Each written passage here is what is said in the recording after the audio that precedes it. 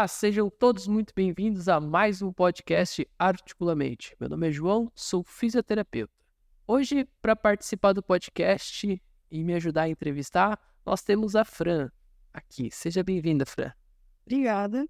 Bom dia, meu nome é Fran, sou terapeuta ocupacional e hoje eu vim participar aqui com você. Hoje, o nosso tema, como a Fran falou, é cuidados paliativos. É um tema que é muito importante, né? É um tema que está muito em alta, que nós temos visto aí nas redes sociais. E para falar, né, sobre esse tema, nós temos a doutora Samantha, né? Então, seja bem-vinda, doutora. Gostaria que você se apresentasse.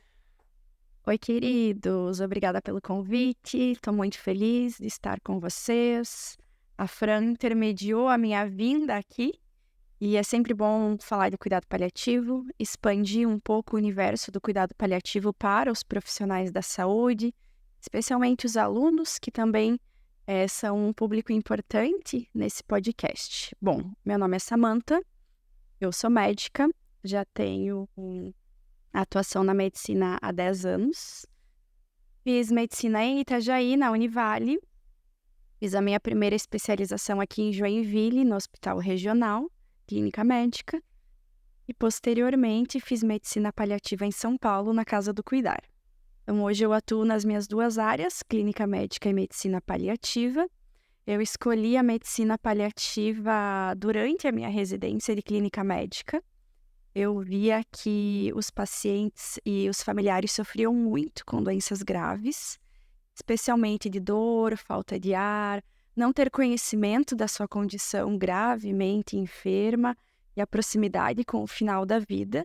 E a partir desse sofrimento, desse despertar do sofrimento, eu fui estudar o que são os cuidados paliativos e venho há 8 anos estudando medicina paliativa.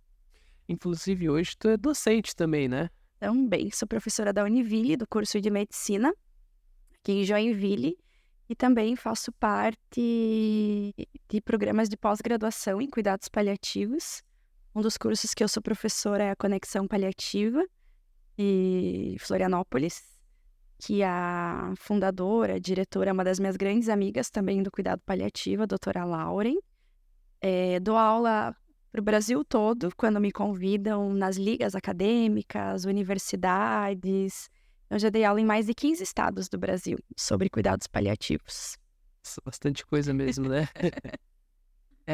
Hoje, assim, acho que para nós iniciarmos, né? Como a gente poderia definir os cuidados paliativos? Certo. Bom, cuidados paliativos são cuidados holísticos ofertados a pacientes gravemente enfermos, especialmente os que estão no final da vida e que sofrem com essas doenças.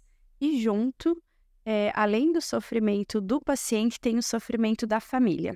Nosso objetivo é melhorar a qualidade de vida desses pacientes e controlar os sintomas para que eles tenham alívio do sofrimento. Deixa eu contar um pouquinho como é que começou o cuidado paliativo, que eu acho que é importante, João. A primeira definição oficial do cuidado paliativo foi na década de 90. Mas o cuidado paliativo, como a gente conhece hoje, começou na década de 60, na Inglaterra. Então, o país berço do cuidado paliativo é a Inglaterra. Começou com uma enfermeira, depois ela fez serviço social, posteriormente fez medicina, então ela é de 3 áreas da saúde. E a Cicely Saunders, ela começou ali em 1940 a enfermagem, começou a trabalhar com pacientes gravemente enfermos e viu esse sofrimento. Como antigamente, e hoje também, mas antigamente mais ainda, a enfermagem trabalhava em funções muito mecânicas, ela machucou a coluna. E aí, como ela era muito alta, ela não poderia mais exercer a enfermagem com o peso que a enfermagem exigia. E aí foi então que ela voltou para Oxford e estudou serviço social. No retorno dela para o hospital, ela conheceu um paciente chamado David Tasman. Era um judeu polonês que tinha fugido da Polônia, a parte ali da guerra, e se refugiou em Londres. O irmão dele tinha ido para um outro país, os pais provavelmente permaneceram na Polônia, ele estava completamente sozinho em Londres, e ele adoeceu na época com um provável câncer de pulmão. E aí a Cicely atendia ele como assistente social, e eles tiveram mais ou menos um convívio de 3 meses. E a partir desses contatos com os pacientes, especificamente com o David Tasman, ela viu a importância do acolhimento e entendeu que os pacientes não sofriam só de dor física, sofriam de dor social, emocional, espiritual. E aí, naquele momento, ela viu a importância de cuidar dos pacientes, desejo de fazer medicina, se tornar médica, porque antigamente, se hoje já é um desafio ser médica mulher, imagina na década de 50, né? E aí ela retornou para a universidade, estudou medicina e começou a exercer o que a gente chama de medicina paliativa, ser a mãe da medicina paliativa. Quando o David morreu, depois desses 3 meses de convívio, ele deixou uma quantia em dinheiro para ela, para que num futuro ela pudesse ter um lugar para cuidar de pacientes em final de vida. Esse lugar, ela sonhou por 20 anos e abriu na década de 60 o St. Christopher's Hospice. E foi o primeiro hospice do mundo a ter o enfoque a cuidar de pacientes de final de vida. Então, É só que incrível. é uma história assim que a gente olha de uma mulher precursora dentro da medicina e hoje é considerada a mãe dos cuidados paliativos. Porque eu imagino que para a pessoa criar algo disso, né, nesse tamanho, eu acho que a empatia é a primeira coisa que essa pessoa precisa ter, né? Porque você se colocar no lugar do outro e entender o que ele está passando, para depois a gente criar acho que um tratamento em cima disso é muito importante, né? Hoje, assim, no nível Brasil, como que a medicina paliativa ela é desenvolvida, assim? Tu vê que ela tá muito atrasada em relação aos outros países, ou tu acha que tá legal, assim? Então, no Brasil começou com o cuidado paliativo, alguns serviços na década de 80. E aí, o nosso maior crescimento foram nesses últimos 15, 20 anos. Comparado à Europa, sim, nós estamos atrás. Comparado aos Estados Unidos, também, né? Então, quando a gente olha em termos de avanço dos cuidados paliativos, a Europa é o continente ali mais antigo, por ser fundador do cuidado paliativo, Estados Unidos e países, né, como o Canadá também, pouco atrás, e aí o Brasil mais atrasado. Por quê? Primeiro porque aqui a gente já tem um atraso na chegada dos tratamentos e também na velocidade, por sermos um país subdesenvolvido. Só que hoje tem um grande ponto, porque dentro da medicina paliativa, dentro da medicina, a medicina paliativa ainda não é uma especialidade, é uma área de atuação. Então, a gente aos poucos está se fortalecendo. Dentro da enfermagem já é uma especialidade, mas da medicina não.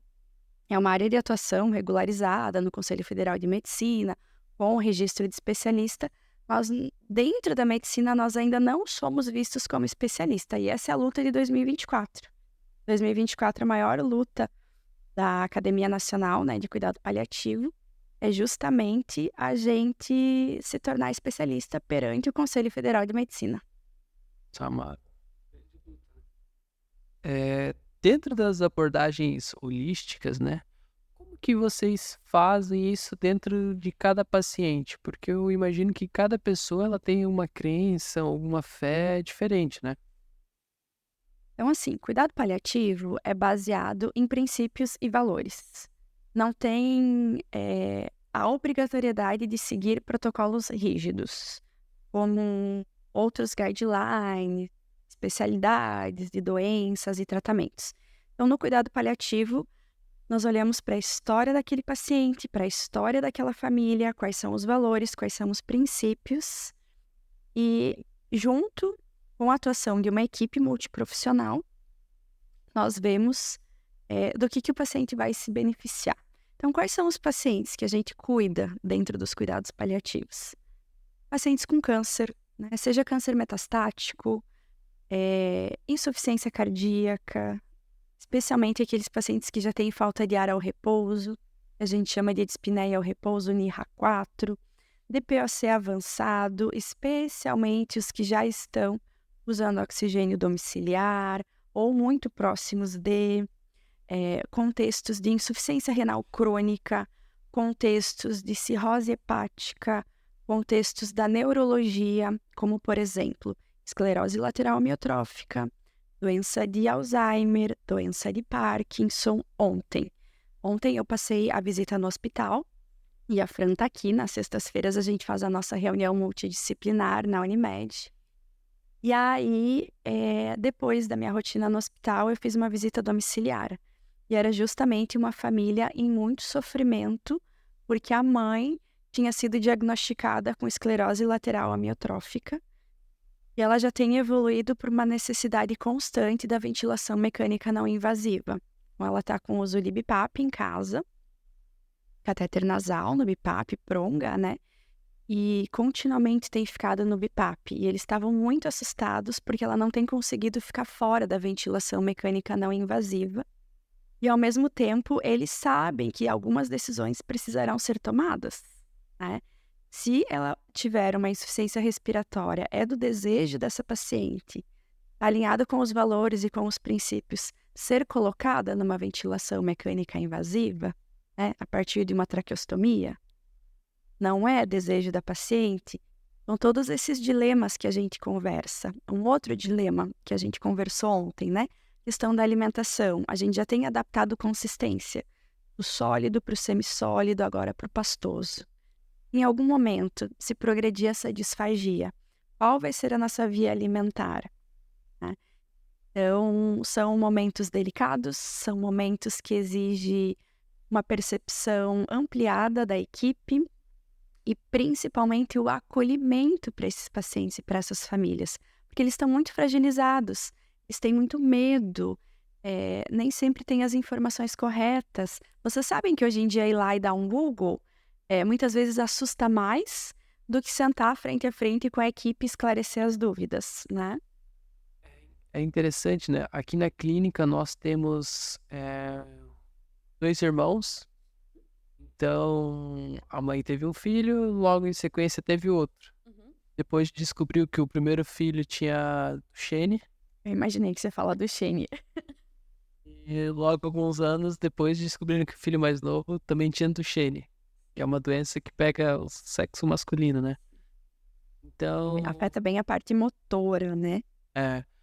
e agora acho que eles devem estar entrando para os 18 anos ali, né? Então, o irmão mais novo vê o irmão mais velho e a doença progredindo. Então, a gente faz esse acompanhamento com eles, né? Eles também fazem a psicologia aqui na Eles clínica. caminham ainda? Assim, agora eles estão passando por uma transição, né? Então, eles estão optando mais por cadeira de roda em algumas situações. Em casa eles conseguem, né? Mas existe ainda muito essa dificuldade do levantados, sentar, né? Então, dependendo do lugar, eles optam pela cadeira de rodas, Né? que facilita para eles. Sim, até pelo gasto de energia, né? E eles têm muitas quedas, assim, né? Então, eles acabam também ficando receosos, né? Medo, né? Faz todo sentido. Então, esse cuidado, assim, né? Porque como que a gente pensando, se colocando no lugar deles, né? O que se passa na cabeça deles, né? E uma das coisas que eu penso também, João, é o coração dessa mãe. Uma mãe completamente angustiada, né? Sentido de os 2 bens mais preciosos da vida dela doentes e com uma doença progressiva. Então, quando a gente olha para o paciente, a gente tem a obrigatoriedade, dentro da medicina paliativa, de olhar para a família e para os seus principais cuidadores, porque o sofrimento é mútuo, tanto de quem é doente quanto de quem pertence à rede de apoio. Tem uma coisa muito legal para a gente falar aqui, para o pessoal que está nos ouvindo e nos assistindo, é a questão da empatia e da compaixão. Isso eu falo bastante em aula, sala de aula, aula online. Tem uma coisa muito bonita da compaixão, porque a compaixão ela é treinável. Nós não nascemos com a compaixão desenvolvida, nós treinamos a compaixão. Então, são 3 conceitos que a gente precisa claramente saber a diferença para sermos profissionais da saúde melhores. Simpatia é o ato de simpatizar com aquilo, a gente sabe. A empatia é você se colocar no lugar do outro. A compaixão, você transcende você estar no lugar do outro e ver ferramentas para ajudar essa pessoa. Então, nós 3 profissionais da saúde aqui, nós somos compassivos através da nossa empatia. E aí, o que acontece? Como é que fica uma forma muito simples de entender esses conceitos? A empatia é você vestir o calçado do outro e caminhar os mesmos passos que ele está caminhando. Ter a mesma sensação, sentir o que ele está sentindo. A compaixão é cada um com o seu sapato, caminhar ao lado. Você ser um apoio, você estar ao lado, você estar disponível para ajudar, entendendo que o teu papel como profissional de saúde ali é ser uma ferramenta na vida dessas pessoas. Por que eu falo isso? Porque quando a gente se fixa só na empatia, nós adoecemos. É aí que pode vir a fadiga, pode vir o burnout. Quando a gente transcende o lugar do outro e nos colocamos como ferramentas, a gente consegue ajudar. Nós, como profissionais, né, como não trazer isso pro nosso pessoal? Porque é difícil, Muito. porque a minha esposa, ela é fisioterapeuta, né? Então, hoje ela não tá aqui porque nós 2 estamos com dengue, né? Ah, eu não acredito. É, Eu não acredito. nós 2 estamos com dengue e eu ainda tô... Hoje eu tô ainda me empurrando, mas tá indo. E ela é muito emocional, né? E eu já sou muito mais razão. Por que isso, você sabe? Porque homem e mulher pensam diferente. Nós temos modus operantes, funcionamentos diferentes, né? E eu vejo que ela traz muito para casa os problemas dos pacientes e eu vejo que eu poderia me colocar mais no lugar, mas parece que existe essa barreira, né? Provavelmente o teu modo operante, você já conseguiu criar limites para que dentro da sua casa seja um local seguro, no sentido de você não adoecer levando essas histórias para dentro do teu refúgio. Tua esposa, por ser mulher, e eu digo isso porque eu sou mulher, a Fran é mulher, nós temos funcionamentos diferentes emocionais, né?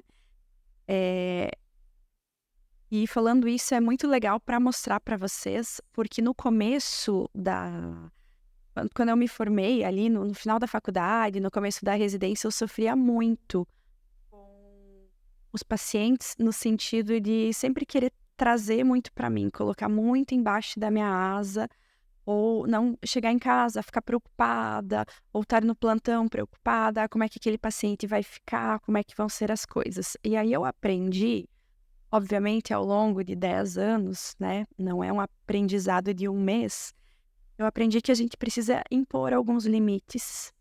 E esses limites seguros evitam o nosso adoecimento. Como é que a gente impõe limites? Acho que isso é bem importante para quem está nos assistindo. Primeiro ponto é a conexão conosco mesmo. Como é que a gente se conecta com o nosso eu para que a gente tenha qualidade de vida, para que a gente não tenha tanto adoecimento físico, né? Quantas pessoas se dedicam exaustivamente ao trabalho e têm cefaleia constante, infecção urinária, quadros diarreicos, quadros respiratórios. Então, toda essa parte, quando a gente não cuida do nosso emocional, automaticamente vai refletir no corpo, né? Primeiro ponto, práticas de autocuidado para você mesmo como pessoa. Então, achar o que vai te fazer bem. Seja acupuntura, seja massoterapia, seja arte-terapia.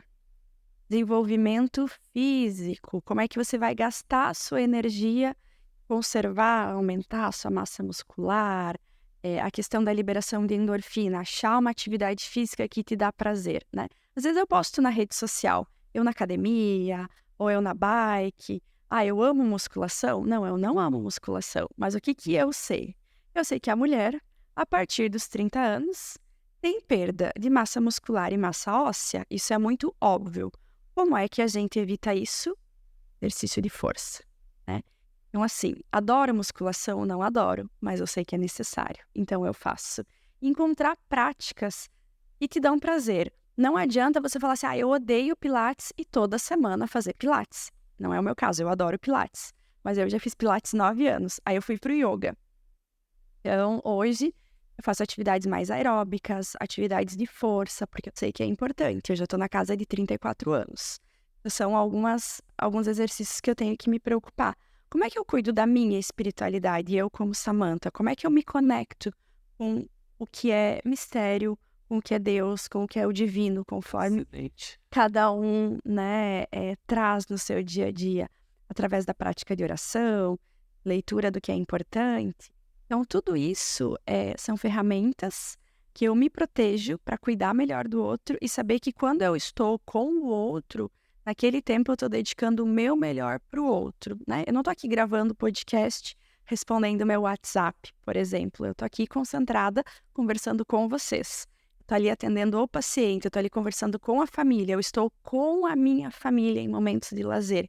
Então, essa experiência de você viver o aqui e o agora, e naquele momento se dedicar para isso, faz também com que a gente sofra menos. Tá aqui atendendo? Tá aqui atendendo.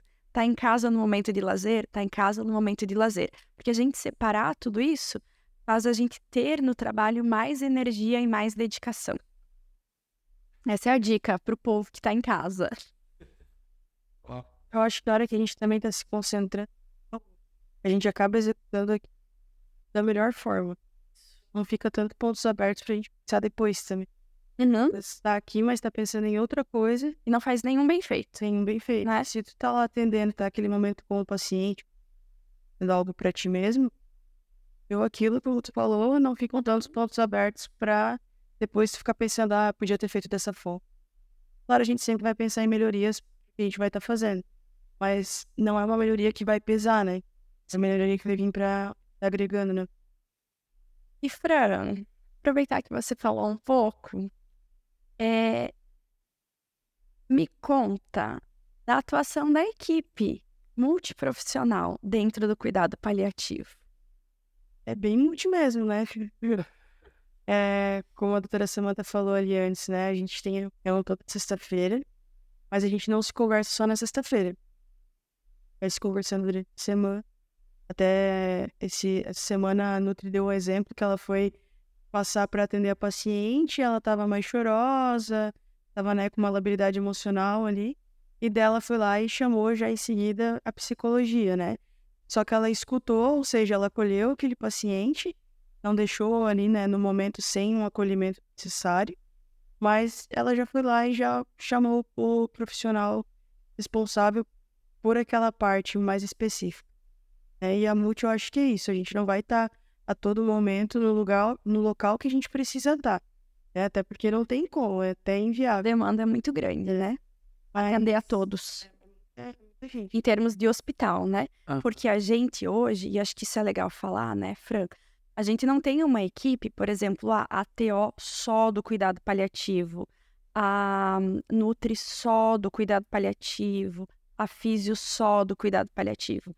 São profissionais que atuam com o paciente do cuidado paliativo, mas que também atuam em outras áreas do hospital. Eu também.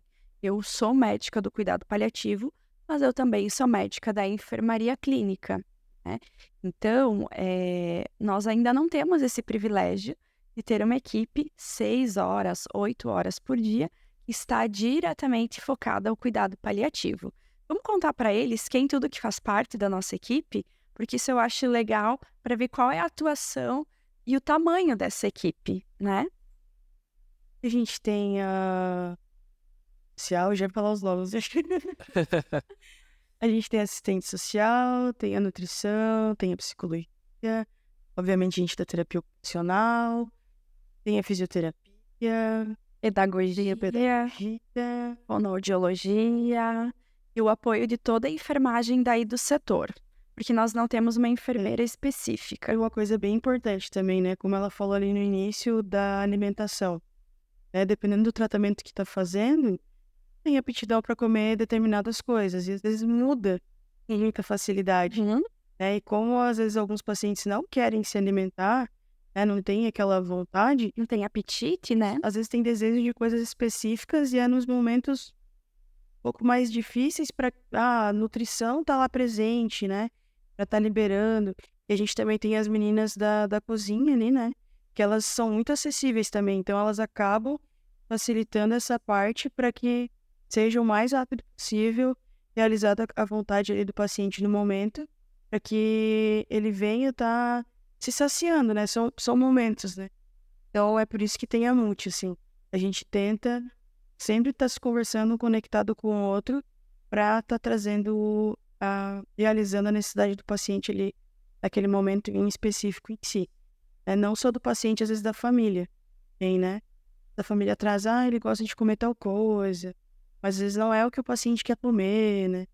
Ou ele gosta de tal coisa, mas a gente da terapia ocupacional, a gente trabalha visando, né, o máximo de independência desde a parte cognitiva à parte motora, né? Então, cuidando desde o bebê lá que está nascendo, prematuro, na neonatal, para que ele tenha um bom desenvolvimento, até o idoso lá com seus 100 e poucos anos, teve uma independência a vida inteira e agora está com algumas dificuldades, né? E isso é normal da vida. Então, a gente trabalha desde a parte da reabilitação quanto com adaptações. E às vezes tem pacientes que têm alguns desejos e a gente sabe que não vai mais ter a reabilitação física em si. Então, a gente trabalha com adaptações e o que a gente consegue ali ao nosso redor, né? Uma coisa bem legal que a gente fez, e para mim, pelo menos, marcou bastante. É uma paciente que ficou um longo tempo internada. Ela viajava bastante, ela e o esposo. E ela gostaria muito, ainda tinha um país que ela queria conhecer e estava planejado, né? E infelizmente ela não pôde ir até lá presencialmente. E a gente utilizou um dos materiais que a gente tinha no hospital, que era o óculos de realidade virtual. Então, um dia que ela não estava enjoada, um dia que ela estava bem, né, da parte psicológica.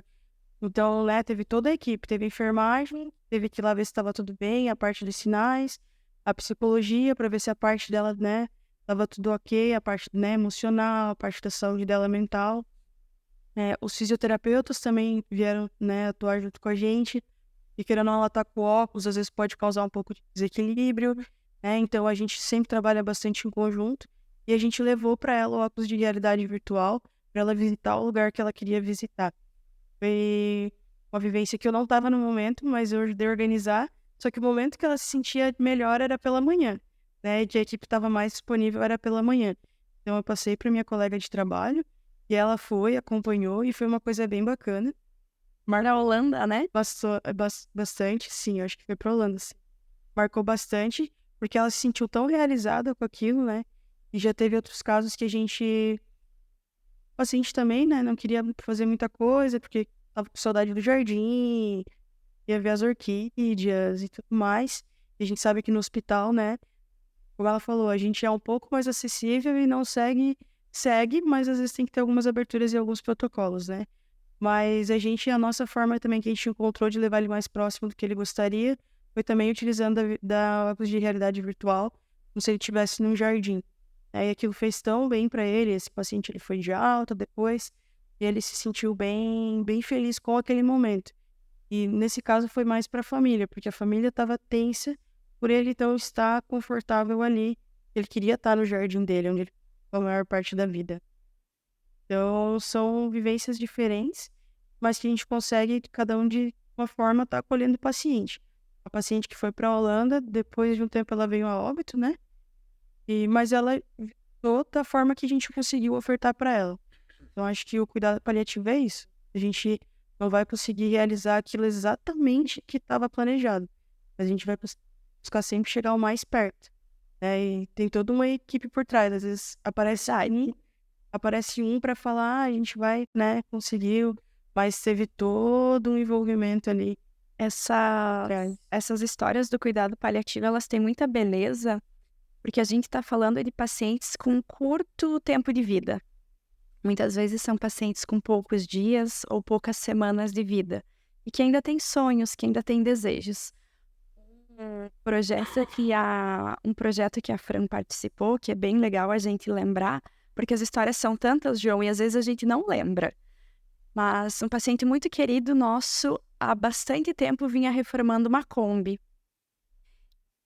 E ele teve várias complicações dentro do hospital por conta do câncer avançado. E essa Kombi estava quase ficando pronta. E aí, no dia que a Kombi ficou pronta, o filho, a filha, a esposa, a neta, levaram essa Kombi até o hospital. Ele passeou E ele desceu com o auxílio de toda a enfermagem, toda a equipe multi, autorização médica, era um paciente do isolamento, então a gente teve que mobilizar tudo isso. Ele entrou na Kombi e deu uma volta, obviamente não dirigindo, porque ele não tinha condições, mas ele andou na Kombi dele pela primeira e última vez, né? Então essas histórias, elas são muito bonitas, porque sem a atuação dessa super equipe, elas não poderiam ser realizadas nunca. Isso não se faz um médico à frente, isso se faz com uma equipe integrada junto. E para a família é tão importante. O paciente, ele teve vários acontecimentos dentro do hospital, na verdade, né? Iniciou com o aniversário da esposa, e ele sempre falava que era o amor da vida dele, né? E que ela gostava muito de flores. E ele comentou numa visita minha com a psico, que ele estava triste por isso. Ele era uma pessoa que, independente de tudo, ele estava sempre muito alegre e sorridente. Muito. E isso pegou ele, né? E ele não estava podendo proporcionar o que ele gostaria para a esposa. Então a gente não, como eu falei antes, né, a flor, ela é um pouco mais difícil de entrar dentro do hospital. Então a gente conversou com a pedagogia para ela formular algo junto com ele. Ele fez uma flor para dar de presente para a esposa. De papel, cartolina, né? Para entregar, já que ele não poderia pegar a flor, né, em si.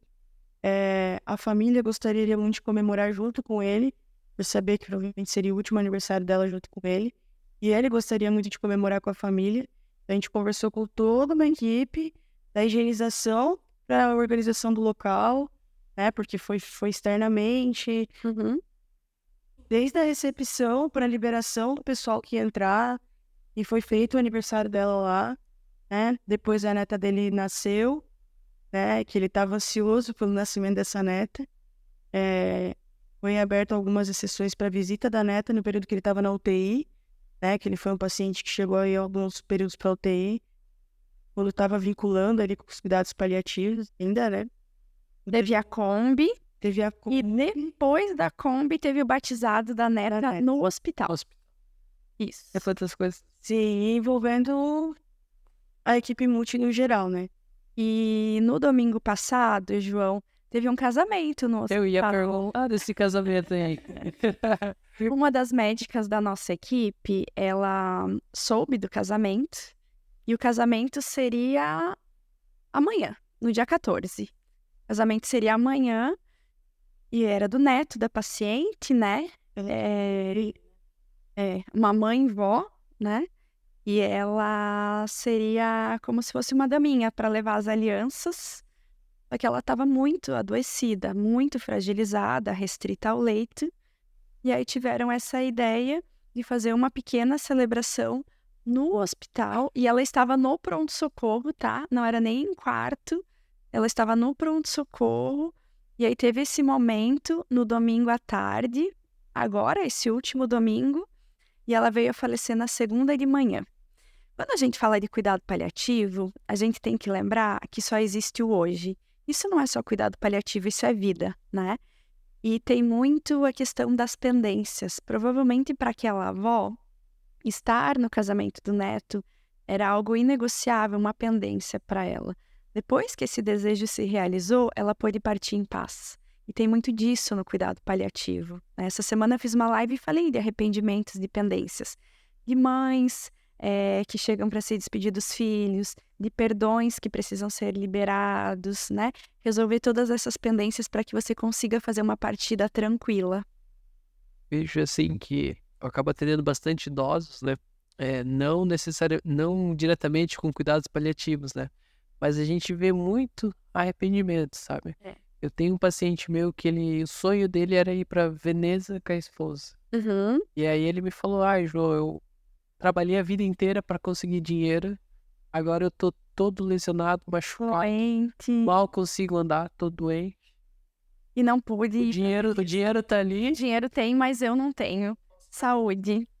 Quão importante isso não é pra pessoa. Eu escuto muito isso, João, assim, de quando eu me aposentar eu quero morar na praia e vem uma doença, a viagem que eu quero fazer. E tem um outro ponto que eu escuto muito, trabalhei muito na minha vida, trabalhei demais. Deixei de estar com a minha família, deixei de estar com os meus amigos. Isso pesa, por quê? Quando chega lá no final da vida, não dá pra voltar no tempo, ninguém de nós volta no tempo.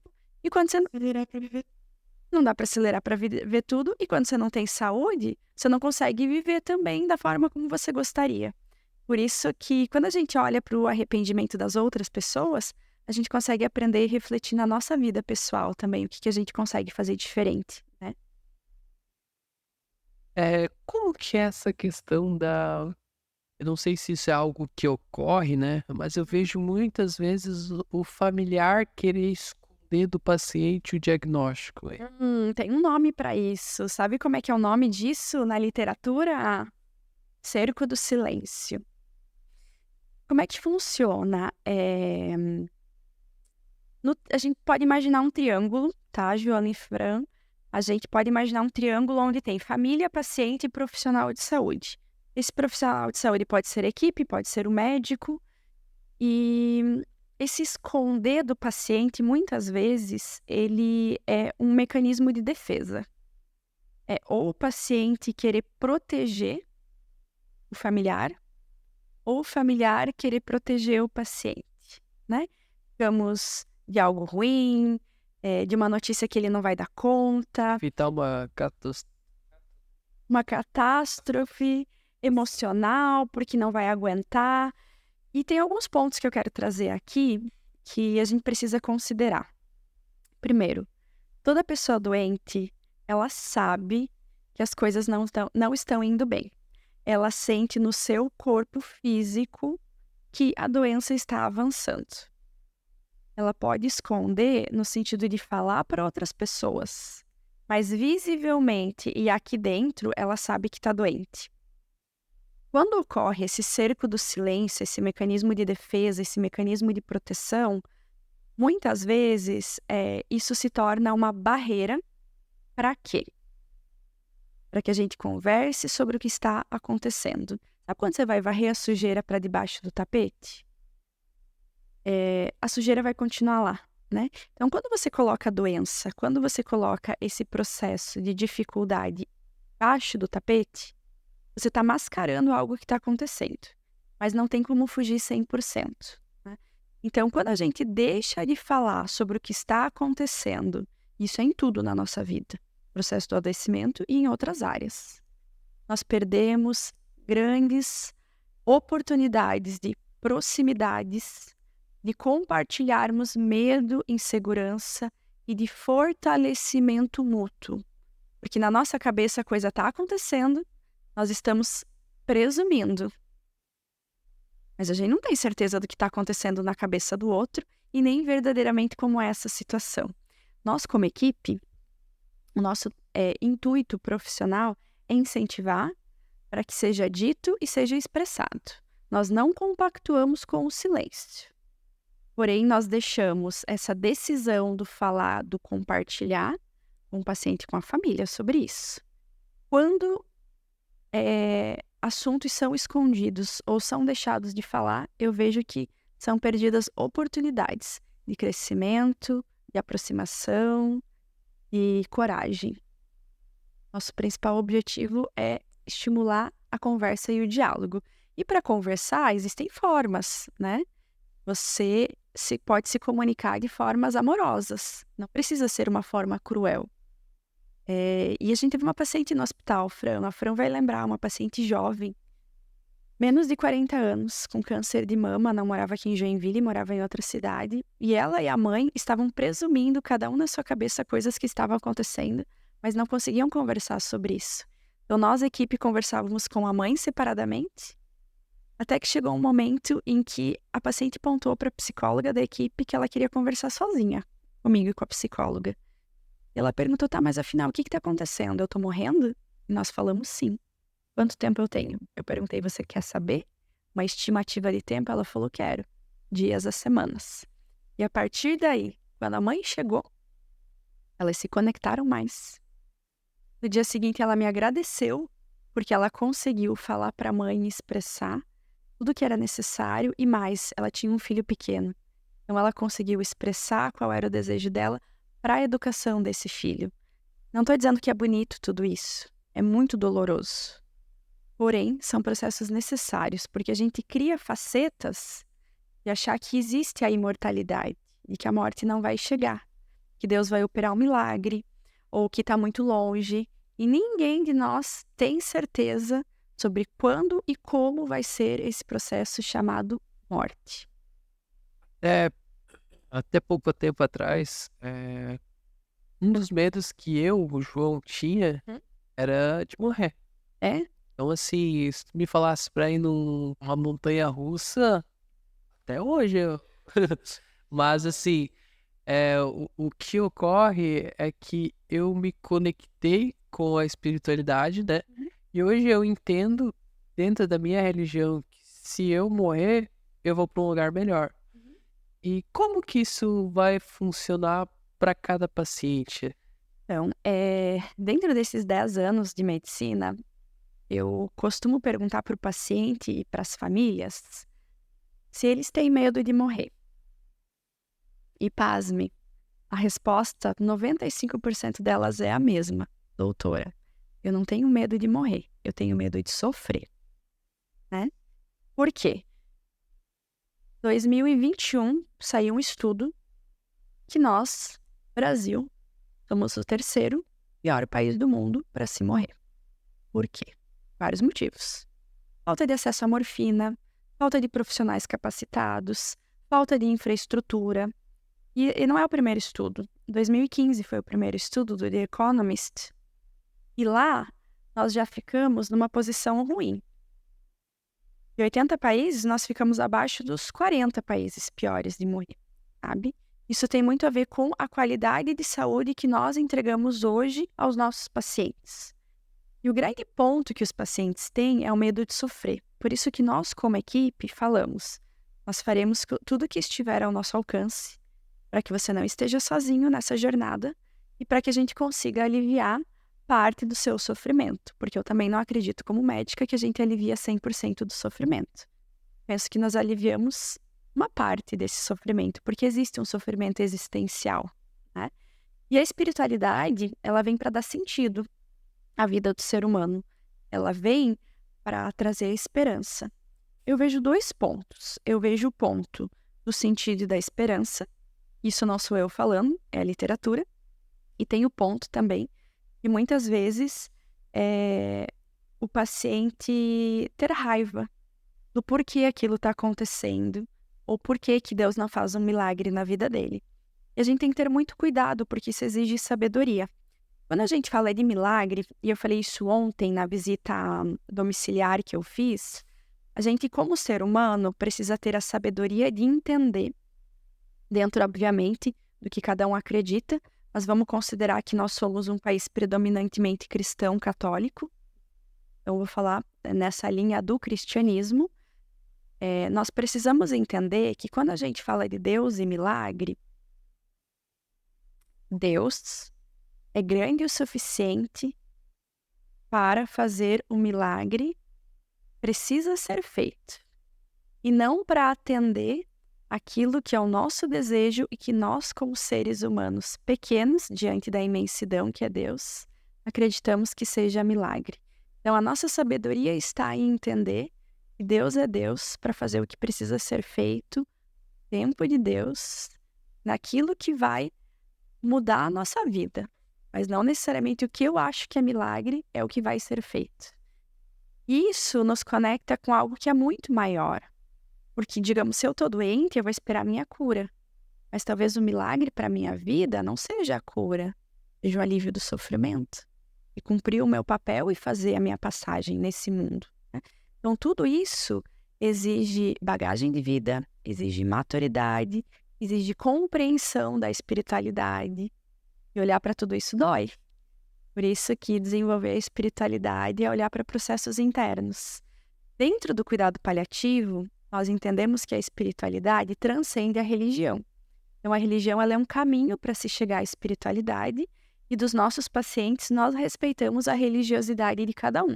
Então, por exemplo, na internação, quando o paciente solicita uma visita religiosa, a gente pergunta qual é a sua religião para chamar o líder da sua religião. Então, se ele é católico, se ele é evangélico, se ele é do candomblé, se ele é espírita, nós respeitamos a sua religião e chamamos o líder da sua religião para que venha fazer uma visita dentro do ambiente hospitalar. Ou, de repente, um capelão, né, nas equipes que contam com o serviço de capelania, que é uma pessoa que vai intermediar e que vai abordar a espiritualidade. Quando traz ele da dor, né? Primeiro, às vezes o pessoal que talvez não vivencia tanto pensa que é muita parte física só em si, né? E voltando, né? Pensa muito só no paciente. Mas é importante, eu acho que também frisar bastante que às vezes a dor física do paciente é emocional, no momento agora ele já não tá mais vivenciando tanto. Isso. Ele já tá na morfina, já tá. Às vezes Manejado pela equipe médica, né? E às vezes só realmente aguardando uma última visita, né? O filho tá vindo de viagem, acontece bastante. Muito. Um neto. Vai nascer. Isso. E só que tem aquela outra família, a família deles, né? Desculpa. Tá ali.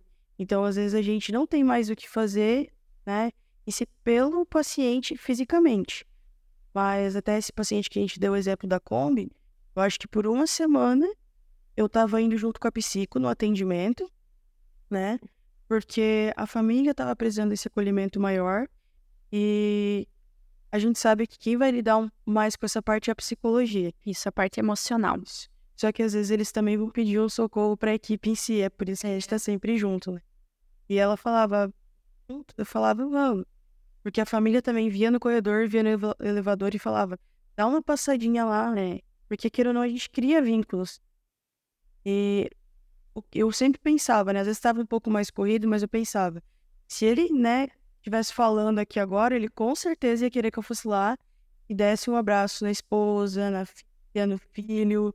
Melhorasse um pouco a qualidade de vida dele também, né? A gente cuida também bastante, muito lá no hospital, com a parte de posicionamento, né? Às vezes o familiar vê a situação que ele tá, fica agoniado por não poder mais, né, fazer algo. Então a gente vai lá, orienta, explica, confecciona, né, algumas adaptações, como eu falei lá no início, para trazer esse conforto. Às vezes não para o paciente, porque ele já foi manejado clinicamente, como a doutora falou, mas para a família. O visual daquela família gera um sentimento neles de que a gente ainda tá ali, a gente ainda tá acolhendo. E apesar de já estar no término, a gente não é por isso que a gente deixou eles de lado. Eu acho que isso também é bem importante da equipe multi, né? Porque às vezes a fono não vai mais estar acompanhando, porque já não tá mais Engolir, né? fazendo deglutição e tudo mais. Tem nível de consciência, né? Mas a fono às vezes também cria um vínculo com o familiar e continua indo lá, né? Então, acho que isso é bem importante, assim, como foi falado lá no início, né?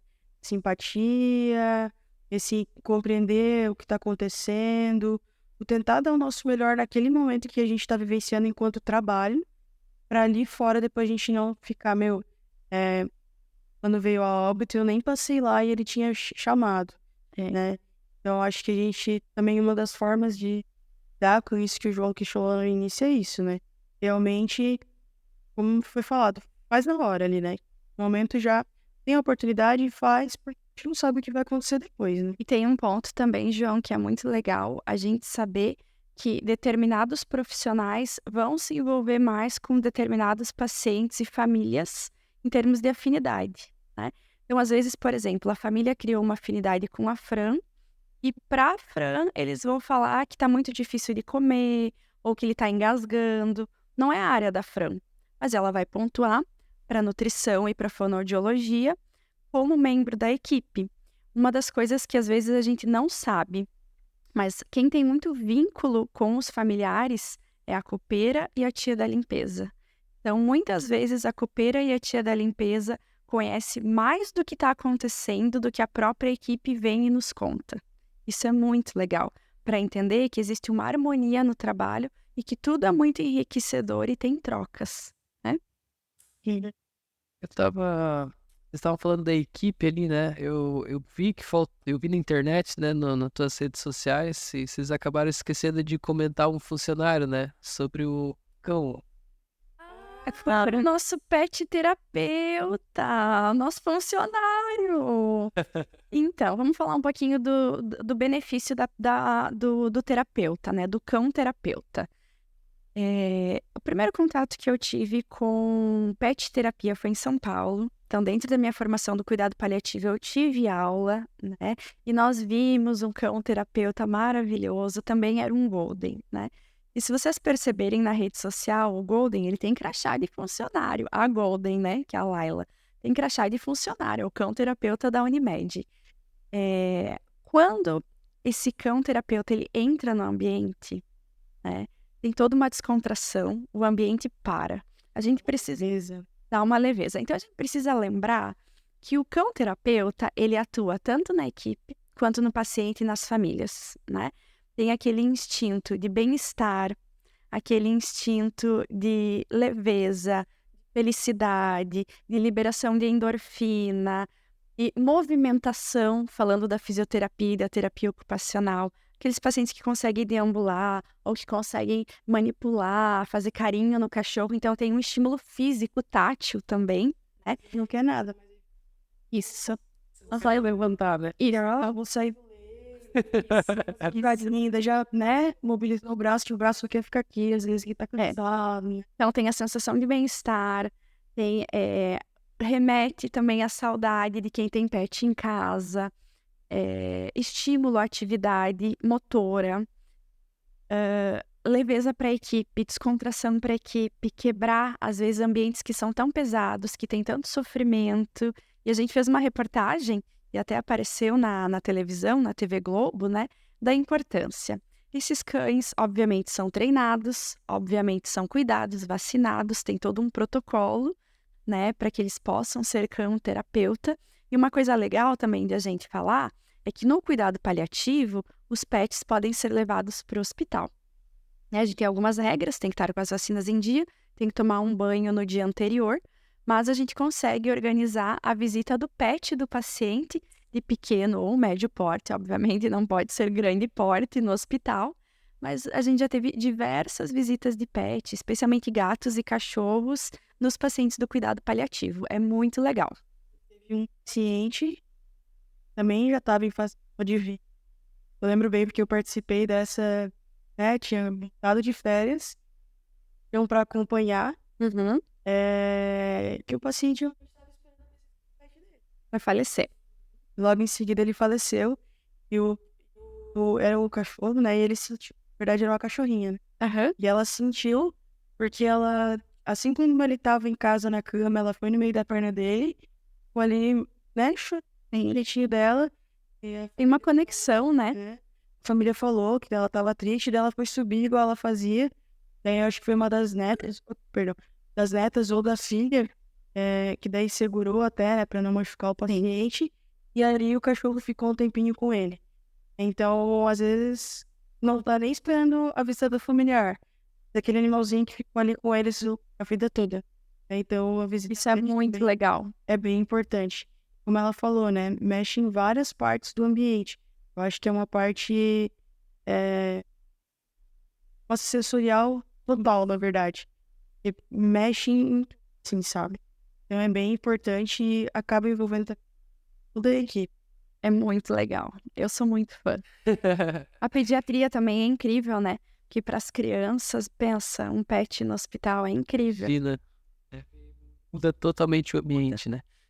Pessoal, eu gostaria de agradecer pela presença de vocês. Eu vou deixar um tempinho para vocês fazerem as considerações finais. E a Fran quiser começar?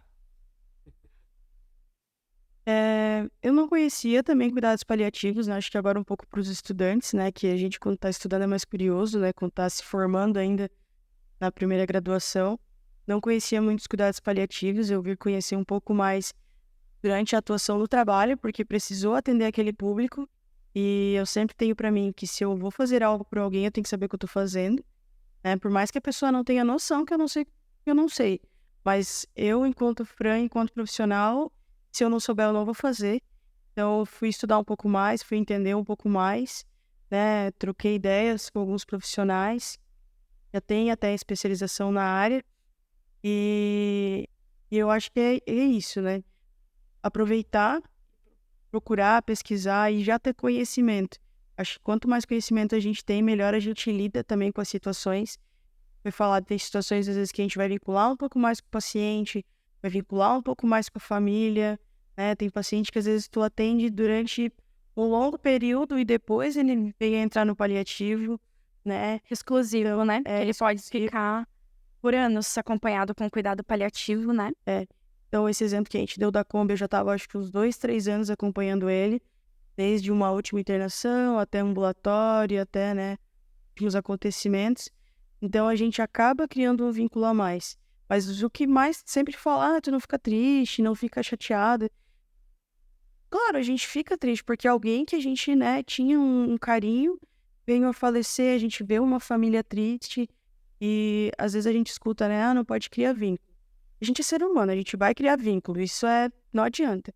Mas eu acho que é isso, entender que o que tu podia fazer para ver aquela pessoa bem, para ver aquele familiar bem, tu fez. Então a tua mente tá tranquila que o teu melhor você deu, né? E eu acho que é isso, assim. A gente também não vai conseguir fazer todas as coisas, né? Ninguém vai conseguir. Mas é justamente para isso que existe a equipe multidisciplinar. Ninguém vai conseguir nada sozinho. Vai todo mundo caminhando e cada um fazendo um pouquinho se torna uma coisa que para o paciente, para a família é extremamente, né, marcante. Eu acho que é isso, assim. Os cuidados paliativos não é a minha área, assim, de formação contínua, né?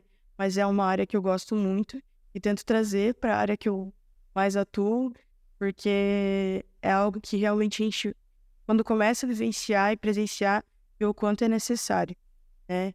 Então, eu acho que é bem importante ouvir o paciente, ouvir a família, ouvir a equipe. Sempre tem muito a agregar. Diálogo, eu acho que é uma boa base, assim, para tudo. Eu acho que da minha parte. Pessoal, foi um prazer imenso conversar com vocês. Eu tenho essa missão de difundir os cuidados paliativos, de divulgar os cuidados paliativos para todas as áreas da saúde, dentro da medicina, que é a minha área, e também para os familiares e pacientes conhecerem, saberem que é de direito o acompanhamento com cuidado paliativo. O nosso principal objetivo é trabalhar no ganho de qualidade de vida e controle de sintomas. Quem quiser me acompanhar, né, um pouco mais de perto, vocês conseguem me encontrar no Instagram. Meu perfil é Samantha Brandes e lá eu converso com vocês sobre cuidados paliativos. Eu lancei essa semana a pré-venda do meu e-book também, que é um e-book que fala sobre a história do cuidado paliativo, sobre dor total. Tenho feito algumas lives de assuntos que interessam a todos, desde controle de sintomas, desde arrependimento de final de vida, o que é cuidado paliativo. E eu estou muito honrada de poder participar desse podcast. Obrigada pela oportunidade, João. Gostaria de agradecer a Clínica Physioform, né? A Clínica Physioform, ela que nos permite ter toda essa estrutura do podcast. Eu vou deixar na descrição o link do Instagram da Samantha, da Fran, da clínica também, né?